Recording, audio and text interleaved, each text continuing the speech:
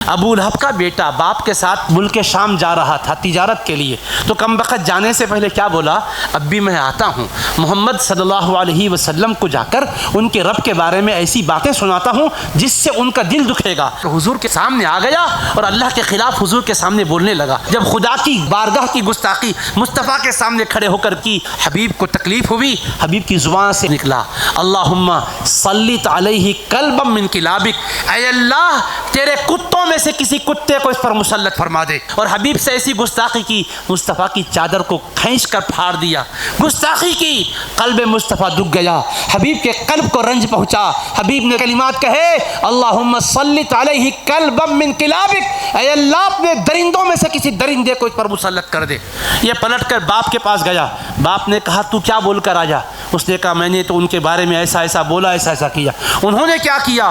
انہوں نے یہ جواب میں کہا کہ اے اللہ تو اس پر کسی درندے کو، کتے کو مسلط کر دے۔ تو وہ کہنے لگا ارے جو وہ بولتے ہیں وہ ضرور ہو کر رہتا ہے، اب تیری ہلاکت کا تو وقت آنے ہی والا ہے۔ اب وہ سفر میں جانے کا فیصلہ کر لیا تھا، اس کی حفاظت کرتے ہوئے لے کر گیا۔ ایک مقام پر پڑاؤ ڈالا تو وہاں کا راہب بولنے لگا ارے تم لوگ یہاں پر کیوں پڑاؤ ڈال رہے ہو؟ یہ زمین ایسی ہے، یہاں درندے، بھیڑیے، شیر ایسے ہی چلتے پھرتے ہیں جیسے بکریاں چلتے پھرتے نظر آتی ہیں۔ اب وہ ایسا وقت تھا یہاں سے کہیں جا نہیں سکتے تھے۔ اس نے کیا کیا؟ اپنی قوم کے لوگ جو ساتھ تھے ان کو جمع کیا، جمع کر کے کہنے لگا تم جانتے ہو میں بوڑھا ہو چکا ہوں، میرے بڑھاپے پر رحم کرو، میرا یہ لخت جگر ہے۔ اس کے بارے میں محمد صلی اللہ علیہ وسلم نے ایک خطرناک جملہ کہا ہے، مجھے ڈر ہے کہیں درندہ اس کو کھانا جائے، لہٰذا تم پورا ساز و سامان جمع کرو۔ وہ کہنے لگے تو سردار ہے، جو تو بولے گا ہم سننے کو تیار ہیں۔ سارا سامان جمع کر دیا قافلے والوں نے،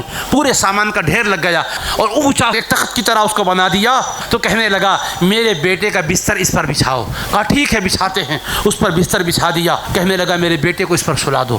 ٹھیک ہے کہہ کر سب نے اس کو چڑھا دیا، اس پر سلا دیا اور کہا تم آزو بازو اطراف سے اپنے اپنے بستروں کو لگاؤ، پہرا دیتے بھی رہو، تم اس کا خیال کرتے رہو، اس لیے کہ انہوں نے کہا تھا کوئی نہ کوئی درندہ اس کو کہیں کھا جائے گا، مجھے ڈر ہے۔ یہ کہہ کر پورا پہرا بٹھا دیا۔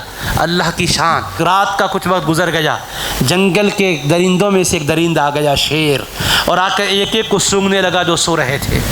ہر ایک کو سونگ رہا ہے چھوڑ رہا ہے، ہر ایک کو سونگ رہا ہے چھوڑ رہا ہے، سارے کے سارے اطراف سونے والوں کو سونگتا تھا۔ میں جس کو پھاڑنے والا ہوں یہ وہ نہیں ہے۔ اس سے معلوم ہوتا ہے کہ گستاخ میں جو بدبو ہے وہ الگ ہوتی ہے، اگر ایک جیسی ہوتی تو کسی کو بھی کھا سکتا تھا۔ سونگ کے چھوڑ رہا ہے تو پتہ کیا چلا گستاخی کی غلاظت اتنی خطرناک ہے، شیر بھی محسوس کرتا ہے۔ اس کے بعد ایسی چھلانگ مارا اور مار کر جہاں وہ سو رہا تھا وہاں پہنچا اور فوراً اس کو چیر کے ریزہ ریزہ کر دیا، خون بہہ گیا اس کا۔